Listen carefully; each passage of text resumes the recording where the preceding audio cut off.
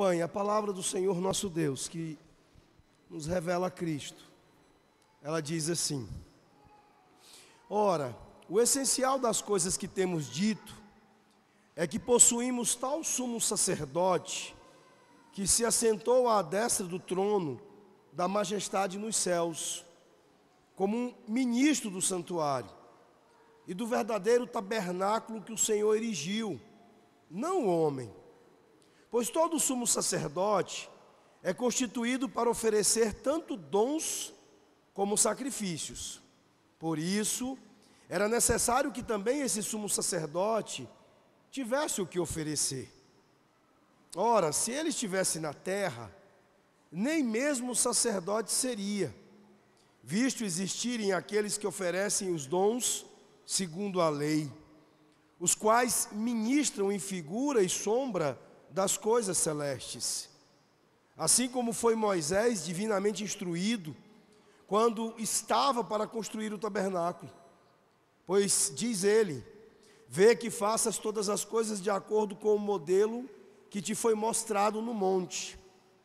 Agora, com efeito, obteve Jesus ministério tanto mais excelente, quanto é ele também mediador de superior aliança, instituída com base em superiores promessas. Porque se aquela primeira aliança tivesse sido sem defeito, de maneira alguma estaria sendo buscado lugar para uma segunda. E de fato, repreendendo-os diz, eis aí vem dias, diz o Senhor, e firmarei nova aliança com a casa de Israel e com a casa de Judá, não segundo a aliança que fiz com seus pais, no dia em que os tomei pela mão, para os conduzir até fora da terra do Egito, pois eles não continuaram na minha aliança, e eu não atentei para eles, diz o Senhor. Porque esta é a aliança que firmarei com a casa de Israel, depois daqueles dias, diz o Senhor, na sua mente imprimirei as minhas leis, também sobre o seu coração as inscreverei, e eu serei o seu Deus, e eles serão o meu povo. E não ensinará jamais cada um ao seu próximo, nem cada um ao seu irmão, dizendo: conhece ao Senhor, porque todos me conhecerão, desde o menor deles até ao maior. Pois para com as suas iniquidades usarei de misericórdia, e dos seus pecados jamais me lembrarei. Quando ele diz nova, torna antiquada a primeira. Ora, aquilo que se torna antiquado e envelhecido está prestes a desaparecer. Vamos orar, meus queridos. Senhor nosso Deus e nosso Pai, ó Deus, nós estamos com a Tua palavra aberta, Senhor. E ela certamente, já tendo sido lida, fala aos nossos corações.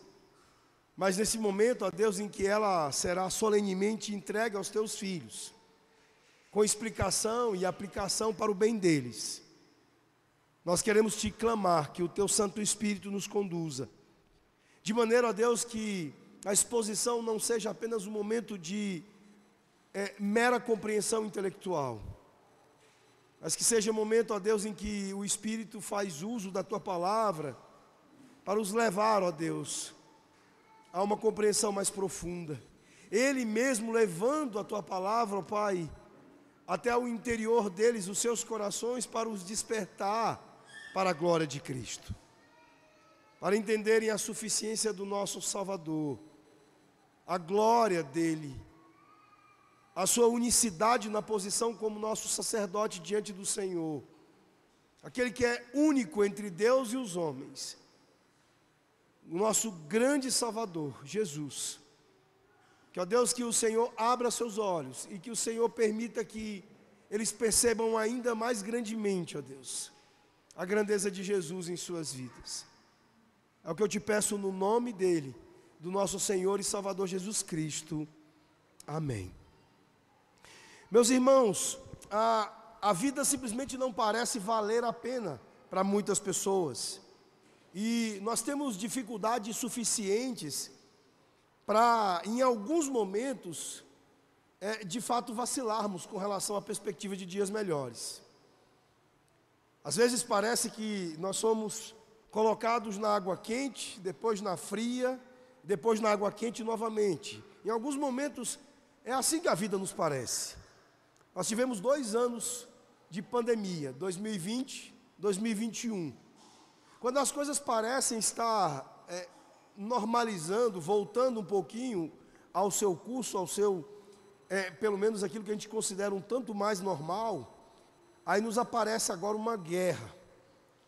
Aparece Vladimir Putin se levantando contra a Ucrânia, bombardeando pessoas ali vulneráveis, pessoas frágeis, mulheres, crianças, aumentando, agravando a crise econômica mundial que já vinha bastante cambaleante com relação aos efeitos da própria pandemia. Não são poucos os especialistas que nos deixam apreensivos com a possibilidade de uma terceira guerra mundial. Todas estas coisas, elas assim também foram com os nossos pais, os nossos avós, sobe e desce. Momentos de mais tranquilidade, seguidos de momentos de mais turbulência. E é comum que diante de situações assim, de oscilações assim na vida, no curso da humanidade, que a gente se pergunte, será que nós teremos tempos melhores de fato? Será que nós podemos esperar tempos melhores, coisas melhores? É precisamente o sentimento que estava no coração dos cristãos hebreus para quem o nosso autor escreve. Eu acho que aquela pequena igreja de cristãos ali, eles deviam estar olhando para as suas dificuldades, as perseguições que vinham sobre eles, e se perguntando, será que isso é bom o suficiente para nós? Era difícil para eles, humanamente falando, compreender, entender que o que estava por vir pudesse ser melhor. E eles estavam em boa companhia em relação a isso. Eles não estavam sozinhos. Não muito tempo antes, havia um grupo de discípulos amontoados em um cenáculo, consternados com o resultado que havia se abatido sobre o seu mestre, sobre o seu Senhor. Eles estavam esperando dias de triunfo. Eles esperavam o triunfo do seu mestre, mas estavam enfrentando o que nós poderíamos chamar de uma situação de perda total. Eles esperavam a coroação, mas foram crucificados. Eles esperavam glória, mas eles conseguiram o Gólgota. E enquanto eles se sentavam em desânimo e desespero, eles também deviam estar se perguntando, será que algo melhor é possível? Será que algo melhor está a caminho? Porque também não parecia tão bom para eles. E para os primeiros discípulos, meus irmãos, era difícil crer que Jesus não estava morto. Eles viram a cruz com seus próprios olhos. Eles o ouviram clamar, está consumado, mas o viram morrer. Eles ouviram que ele foi enterrado, que ele havia se ido. Tudo tinha acabado. Era isso que estava sobre eles. Era isso que pesava sobre eles. Agora, muitos anos depois, apesar de tudo que eles sabiam sobre a morte e ressurreição de Jesus, para esses cristãos hebreus as coisas também não haviam melhorado muito. Eles estavam vivendo em meio ao sofrimento, à perseguição, à dúvida, à confusão. E nós precisamos ser honestos. Era difícil crer que Cristo realmente estava fazendo a diferença. Esta semana nós vimos uma comunidade inteira de crentes ser dizimada pelo governo norte-coreano. Cristãos ainda estão sendo dizimados mundo afora pela perseguição. E quando nós nos deparamos com notícias assim, os nossos corações tremem. Isso é parte da humanidade que ainda carregamos, da humanidade caída que ainda carregamos. O fato é que nem sempre é difícil crer que Cristo realmente é suficiente para nós. Nem sempre esta crença será fácil, como muitas vezes nós somos exortados a fazer, mas precisamos entender que não é simples assim, que não é tão fácil assim. E é por isso mesmo que nós temos textos na Escritura como o livro de Hebreus. É por isso mesmo que nós temos textos nas Escrituras como o capítulo 8 do livro de Hebreus. Para que diante da confusão que possa se abater sobre os nossos pensamentos, sobre o desânimo e desespero que possam vir sobre nós, nós possamos ser encorajados, animados, e possamos ouvir o que está aqui diante dos nossos olhos. O autor nos trazendo a afirmação, deixando claro para eles e para nós esta noite, de que nós não devemos ter dúvidas, de que nós não devemos permitir que prossiga no nosso coração qualquer confusão, porque Cristo é suficiente, porque Cristo é mais que suficiente e nos traz a uma aliança melhor. Esta é a nossa mensagem desta noite. O capítulo 8 consolando os nossos corações, animando-nos diante de tanta confusão, diante de tanta pressão e agonia que nós sofremos uma hora ou outra, e que leva-nos à tentação de acharmos que as coisas não serão melhores. Mas aqui o autor nos afirma algumas coisas, nos mostra algumas coisas, para que saiamos daqui nesta noite convictos, renovados, sobre a verdade de que Cristo é suficiente, Ele é mais que suficiente, e Ele nos colocou numa aliança melhor. A primeira coisa que Ele nos conta, está nos versículos de 1 a 5, Ele diz que Cristo, Ele presta a nós, como sumo sacerdote que é, um serviço suficiente. Vejam comigo novamente esses versículos. Ora, o essencial das coisas que temos dito, é que possuímos tal sumo sacerdote, que se assentou à destra do trono da majestade nos céus. Ele abre para dizer que Jesus, aquele que serve-nos como sumo sacerdote, está numa posição especialíssima. Ele está assentado à direita do trono da majestade nas alturas, diz o verso 1. E aí então ele estabelece que esta sua posição é a posição do seu serviço no verso 2. Ele diz, como ministro do santuário e do verdadeiro tabernáculo que o Senhor erigiu, não o homem. Pois todo sumo sacerdote é constituído para oferecer tanto dons como sacrifícios. Por isso era necessário que também esse sumo sacerdote tivesse o que oferecer. Ou seja, o serviço de Jesus, este que é suficiente, era necessário, continua sendo necessário e continuará sendo necessário. E no verso 4, ora, se ele estivesse na terra, nem mesmo o sacerdote seria, visto existirem aqueles que oferecem os dons segundo a lei, os quais ministram em figura e sombra das coisas celestes, assim como foi Moisés divinamente instruído, quando estava para construir o tabernáculo, pois diz ele, vê que faças todas as coisas de acordo com o modelo que te foi mostrado no monte. Meus irmãos, estas palavras do autor é para nos deixar claro, animar os nossos corações, de que o trabalho, o serviço de Jesus é suficiente. Pelo primeiro argumento simples, de que Ele serve no céu e não na terra. Ele serve no verdadeiro templo do Senhor, estabelecido pelo próprio Deus, não em algo feito pelas mãos humanas.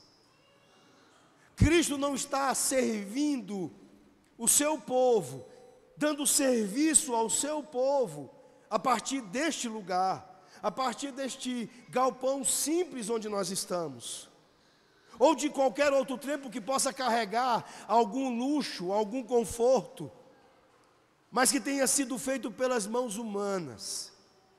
Todo o serviço que chega ao povo de Deus, a cada um de vocês, chega de maneira suficiente porque é feito não ajoelhado diante do trono, mas sentado ao lado dele, realizado na presença do próprio Deus Pai, e não em lugar que tenha sido feito ou erigido pelas mãos humanas.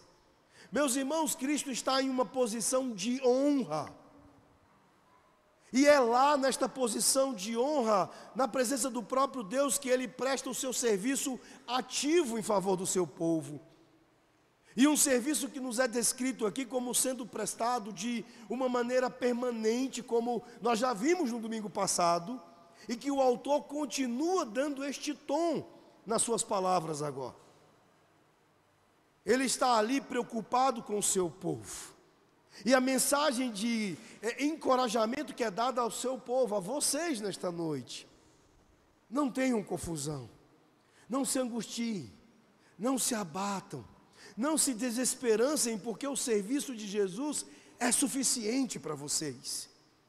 Algo que é destacado pelas palavras que nos são dadas aqui, é de que a suficiência desse serviço está ligada à maneira real como ele é prestado.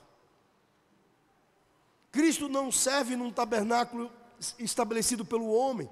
O nosso texto diz aqui que ele está servindo no seu próprio templo, num templo que é real, num lugar que é real, o céu, na presença real de Deus. E onde ele está em posição de destacar da honra. Aqui nós não temos uma cerimônia que tenta copiar o que está acontecendo no céu, mas temos uma cerimônia acontecendo no céu. Ele está realmente lá, no céu, não na terra, no original, não em uma cópia. E por que isso é importante? Porque o texto está dizendo para nós que aquilo que foi passado como instrução para Moisés, aqui no verso 5, para que se construísse segundo aquelas medidas, era como se fosse um simulacro, como se fosse uma imitação, como se fosse uma tentativa de cópia do verdadeiro tabernáculo, daquilo que é a verdadeira presença de Deus nos céus. Assim como aqui nós simulamos o que não é nem perto do que nós viveremos no céu, na presença de Deus, na presença da glória de Cristo em novos céus e nova terra. Mas por outro lado, aqui nós estamos sendo animados de que Cristo está exercendo o seu serviço, não neste lugar de cópia, mas no lugar original, no lugar real da presença de Deus, no lugar mais excelente da sua presença, o céu.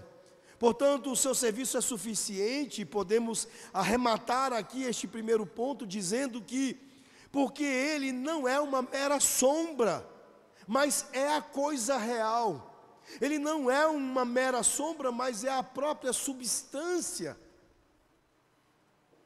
da ministração e do serviço de Deus. O que Cristo está fazendo, meus irmãos, por cada um de nós é suficiente. Isso deve nos consolar, isso deve nos animar no tempo presente, por mais difíceis que possam ser as coisas. Por mais que as coisas possam estabelecer para nós angústia, apreensão, por mais que elas possam de alguma maneira nos deixar confusos em alguns momentos, nós sairemos desta confusão quando olhamos para o que é dito pelo autor aqui e nos convencemos. E cremos que o serviço de Cristo é suficiente. Ele diz isso para que você não tenha dúvidas, para que não haja nenhuma confusão no seu coração. E ele continua nos versos de 6 a 9, afirmando, como uma ampliação destas primeiras palavras, que o ministério de Jesus é suficiente. Vejam comigo, de 6 a 9, ele diz assim: agora, com efeito, obteve Jesus ministério tanto mais excelente, quanto ele também mediador de superior aliança, instituída com base em superiores promessas. Antes de prosseguir, eu quero que você se lembre de uma coisa. Os crentes para quem esse texto foi originalmente escrito, eles haviam vivido no judaísmo. E eles estavam, diferentemente de nós, profundamente familiarizados com o sistema da religião judaica. Para eles havia uma aliança anterior, uma antiga aliança, a do judaísmo. Às vezes, para nós, as palavras são estranhas porque alguns de nós se converteu e não conheceu uma aliança anterior. Não viveu uma religião anterior. Uma religião que se baseasse num sistema antigo, como o judaísmo se estabelece até hoje. Um sistema de lei, de obras, de sacrifícios, de leis cerimoniais. Mas estes a quem eles escrevem estão nesta posição. E então, ao chamar a atenção deles para Jesus, ele está dizendo: olha, ele estabeleceu uma aliança melhor. E ele prossegue argumentando com eles, dizendo, e de fato, repreendendo-os, diz: eis aí vem dias, diz o Senhor, e firmarei nova aliança com a casa de Israel e com a casa de Judá, não segundo a aliança que fiz com seus pais, no dia em que os tomei pela mão, para os conduzir até fora da terra do Egito, pois eles não continuaram na minha aliança, e eu não atentei para eles, diz o Senhor. Uma aliança que era inferior à de Cristo, e por isso mesmo fez com que tantos fossem reprovados ao longo do tempo na nação de Israel. Porque as sombras não eram capazes de oferecer a substância. Mas ele continua no final do verso 9, ele deixa claro: olha, pois eles não continuaram na minha aliança e eu não atentei para eles, diz o Senhor. Porque é na aliança em Cristo Jesus que o Senhor faz as coisas que daqui a pouco nós estaremos destacando aqui para vocês. Esta é uma aliança melhor.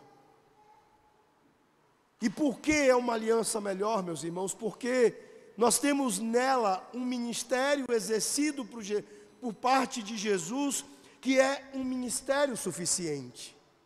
Nós temos visto a suficiência de Jesus desde o capítulo 6, versículo 13. Nós vimos que Jesus é mais excelente do que os sacerdotes levíticos. Nós vimos que sem sombras, apenas com sombras nós não chegaríamos lá. Apenas com a substância nós chegamos lá.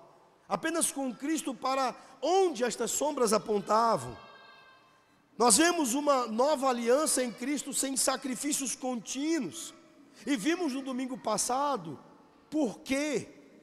Porque Jesus fez um sacrifício de uma vez por todas. Então o seu ministério é suficiente.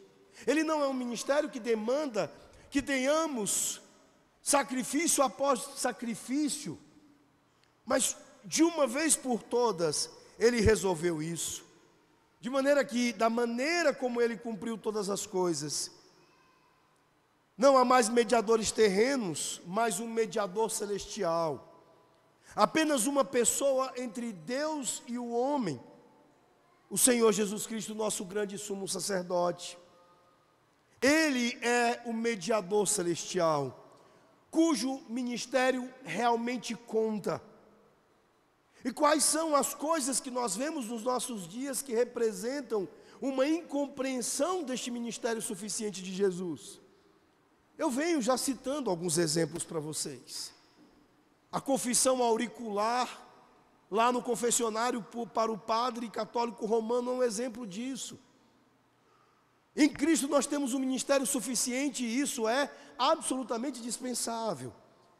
Você não precisa de um homem entre você e Deus, porque você tem um ministro suficiente em Cristo Jesus. Porque nele, através dele, você tem livre acesso ao Pai para confessar seus pecados e para experimentar as coisas que Jesus te oferece. Nós temos outras formas, nós temos visto a figura do abuso religioso frequente e crescente no meio evangélico. Pastores abusadores do rebanho, que dominam a vida de pessoas e que se colocam como verdadeiros sacerdotes e não pastores, não guias, mas sacerdotes, como verdadeiros interpostas, pessoas interpostas entre Deus e estes homens e estas pessoas.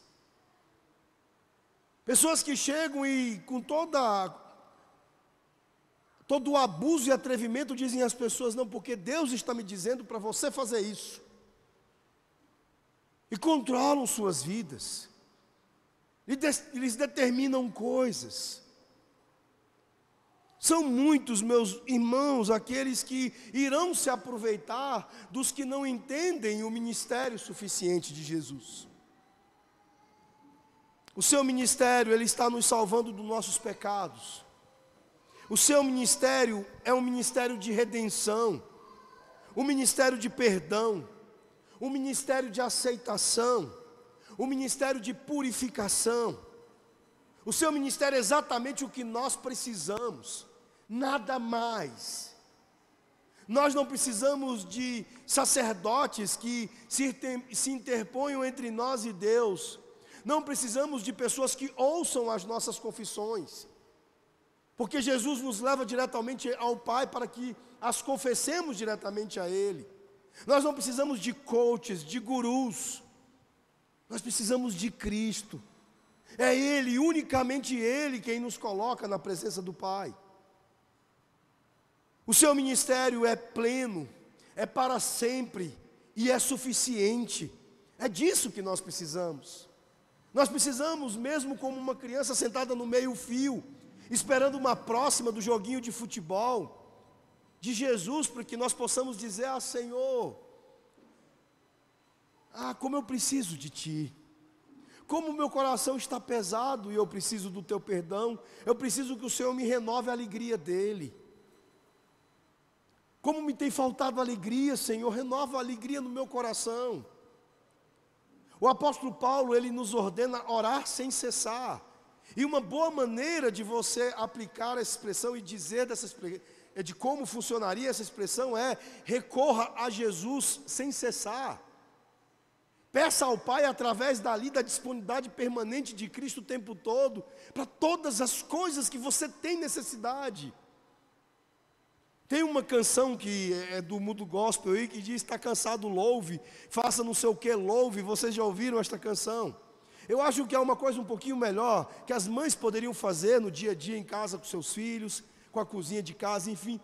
Fale com Deus, fale com Jesus o tempo todo. Ele é um ministro suficiente e está permanentemente à disposição do seu povo. Não apenas o seu ministério é suficiente, mas o verso 6, ele deixa claro que ele é um ministério promulgado, fundado nas melhores promessas. Vejam comigo o verso 6, ele é mediador, e você percebe que está mediador com M maiúsculo, de superior aliança, instituída com base em superiores promessas. Isso nos leva a mais um ponto do que o autor está nos trazendo para nos encorajar esta noite.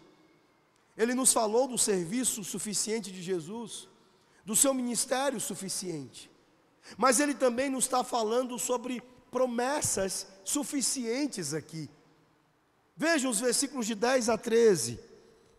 Ele diz: porque esta é a aliança que firmarei com a casa de Israel depois daqueles dias, diz o Senhor. E aí prestem atenção nas promessas. Na sua mente imprimirei as minhas leis. Também sobre o seu coração as inscreverei. E eu serei o seu Deus. E eles serão meu povo. E não ensinará jamais cada um ao seu próximo, nem cada um ao seu irmão, dizendo: conheça o Senhor, porque todos me conhecerão, desde o menor deles até o maior. Pois para cada uma das suas iniquidades usarei de misericórdia, e dos seus pecados jamais me lembrarei.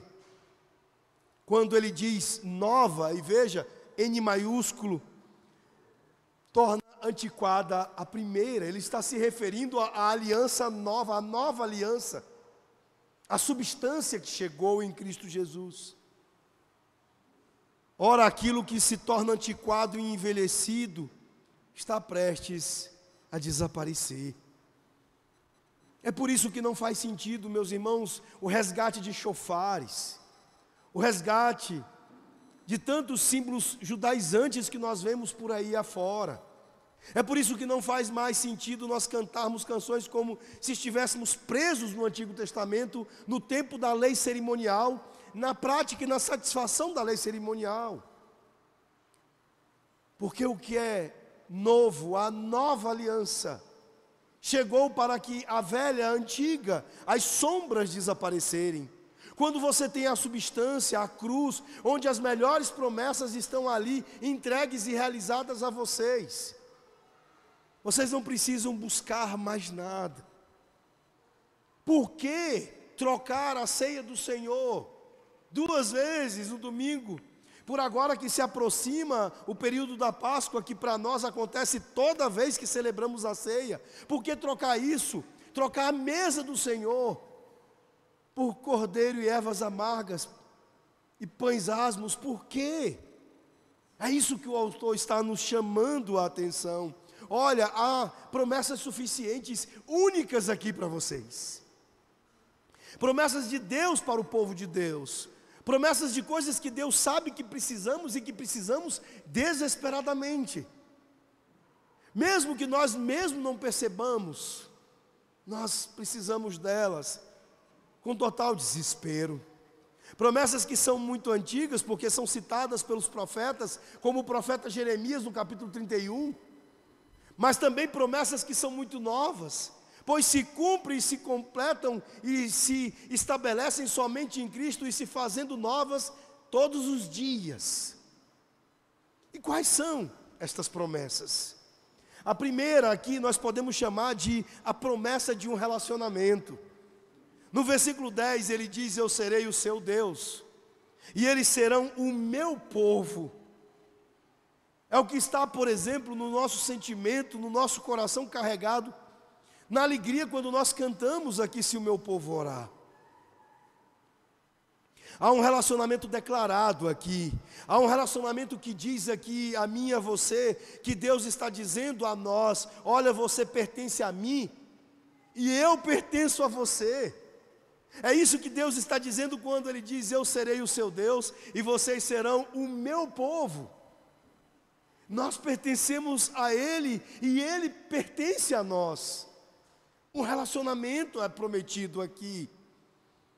Um relacionamento que é disponível a todos os tipos de pessoas, a todos os tipos de gente. Não é um relacionamento restrito a uma elite, a uma classe sacerdotal, a fariseus, escribas e saduceus, não. É a gregos, a gentios, a citas, a bárbaros, a nordestinos, a ucranianos, chineses, coreanos, brancos, pretos, pardos, altões e baixinhos, homens, mulheres, crianças, a todos os tipos de pessoas. Qualquer um dentre estes pode vir a Cristo, conhecê-lo pessoalmente. E Deus diz a eles no verso 11: porque todos me conhecerão, desde o menor deles até o maior. Ah, meus irmãos, que relacionamento delicioso. Como é gostoso ver, por exemplo, o afeto das nossas crianças por Jesus. Do Miguelitozinho ali,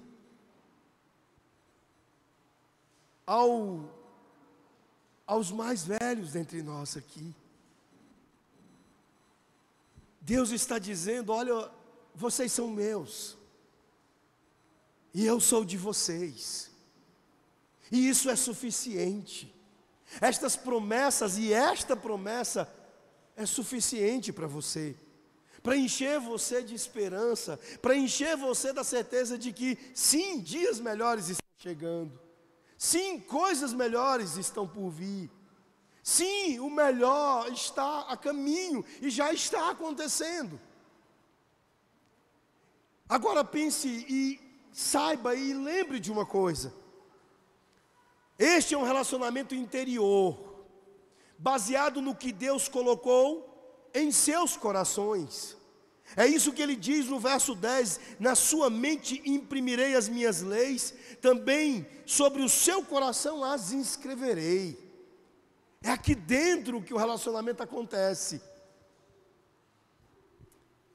Ele deu-nos uma consciência, a sua lei moral está implantada em nós, é isso que nós chamamos de consciência, para sabermos a diferença entre o certo e o errado, entre o bem e o mal, para que possamos viver de acordo com a sua palavra e para que possamos viver um relacionamento vivo com Ele.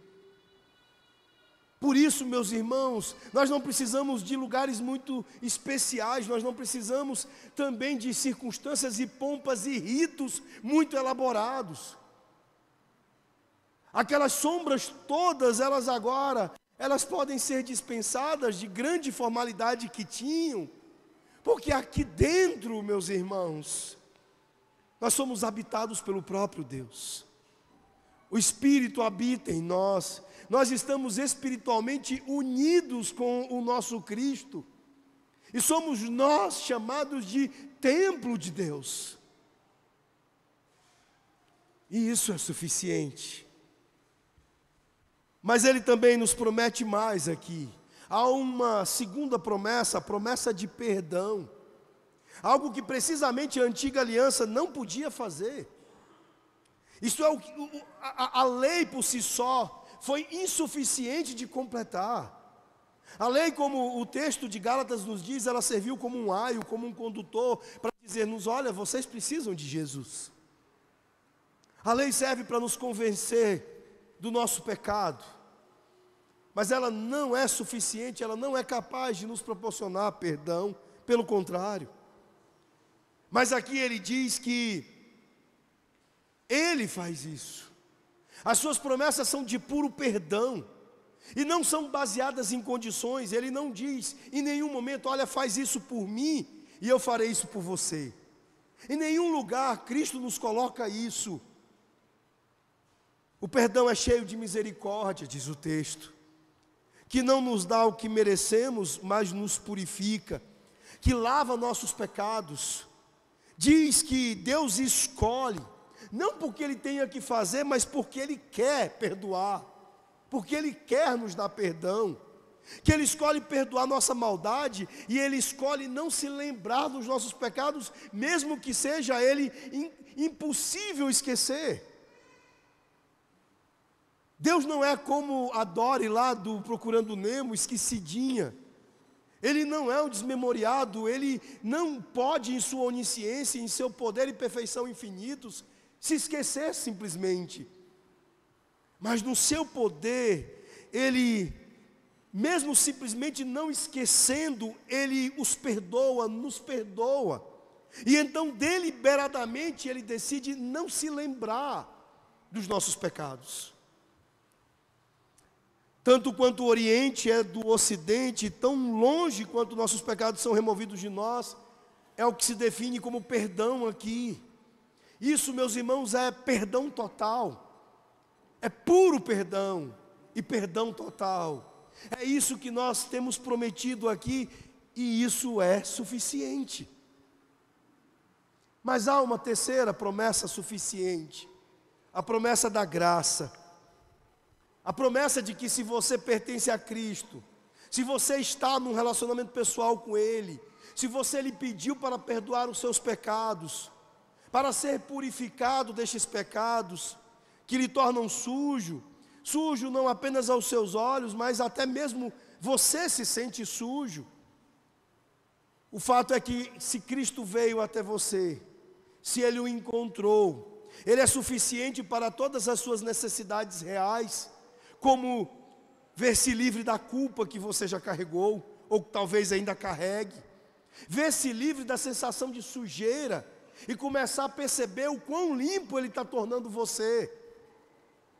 Ele é suficiente para que você perceba a graça inundando o seu coração, você percebendo, se tornando nova criação de Deus, você se percebendo a cada dia nas sensações deste relacionamento que acontece dentro, de que você está se tornando nova humanidade, de que você está se tornando algo que será grandioso, você será um dia como Ele, gente do céu.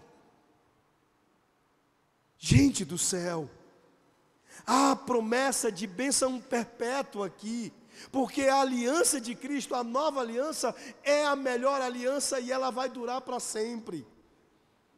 Nunca vai acabar. É por isso que nós chamamos de pacto da graça e também de pacto da redenção, porque são eternos. E porque é Cristo quem nos traz isso. E isso nós chamamos de graça. Vocês aprendem algumas vezes na escola dominical que graças são favores imerecidos. Isso não é totalmente errado, mas é pouco. Porque até eu e você somos capazes de fazer algo que alguém não mereça. De dar a alguém alguma coisa que ela não mereça. Mas Jonathan Edwards nos trouxe luz e compreensão sobre um sentido mais profundo da graça, nos fazendo olhar para o futuro. Ele diz, olha, a graça são os começos da glória. A graça são os começos de Cristo na sua vida que já estão em andamento. Você já sente a presença dEle, porque você já tem um relacionamento com Ele, e ao lhe dar graça todos os dias, Ele é capaz de surpreender você, de fazer com que você não seja tão egoísta quanto você poderia ser, e mais, muitas vezes fazendo de você altruísta, generoso, bondoso. Quantas vezes você se vê fazendo aquela bondade que Paulo dizia ser incapaz de fazer? Quando ele diz, o bem que eu quero, este eu não faço, no entanto o mal está sempre adiante de mim. E aí então nós conhecemos a promessa da graça, a ópera da graça de Jesus, que vai fazendo com que eu e você comecemos a ser capazes de fazer as coisas que são completamente contrárias à nossa natureza anterior, à nossa humanidade anterior, e começamos a ser capazes de amar o amor que Jesus nos ensina a amar, de sermos generosos com a generosidade que Jesus nos ensina. Meus irmãos, conseguir o que não merecemos, um Salvador que é suficiente para todas as nossas necessidades, é uma promessa de graça que já está em franca realização nas nossas vidas. E isso deve encher o seu coração da certeza de que não serão dias melhores apenas que virão. Os dias melhores eles já começaram. É por isso que os ucranianos foram capazes de, debaixo de bombas, louvarem e cultuarem ao Senhor, porque eles sabiam que mesmo a morte não podia lhes tirar aquilo que já havia começado na vida deles. Estas coisas preciosas e suficientes que temos em Jesus. O livro de Hebreus, concluindo, meus irmãos, está cheio de graça e de amor. Uma mensagem graciosa e amorosa, onde nós vemos a ânsia de Deus para ver o seu povo salvo. Aqui há um zelo pastoral deste autor, para que nós não caiamos em confusão, em angústia, em dúvidas, de achar que as coisas não possam melhorar, de que as coisas não estão caminhando para um dia glorioso. Aqui nós somos apresentados a um Cristo suficiente, a uma aliança melhor. O seu trono é de graça e misericórdia, e é o próprio Deus que nos forneceu um caminho para a salvação em Cristo. A nossa salvação ela está acontecendo aqui como um grande cumprimento das promessas de Cristo a Abraão, de acordo com os termos de uma nova e de uma melhor aliança. Hebreus 9, 24, que nós chegaremos logo mais, diz, porque Cristo entrou, não em lugares santos feitos por mãos, que são figura das coisas verdadeiras, mas no mesmo céu, para agora comparecer perante Deus por nós. Ah, meus irmãos, que pensamento incrível nós temos aqui, que o homem Jesus, ele está sentado em esplendor à direita do Pai Celestial, e reinando como Rei do Universo. E Ele não apenas reina, mas agora mesmo neste instante, Ele está intercedendo por nós, junto ao Pai.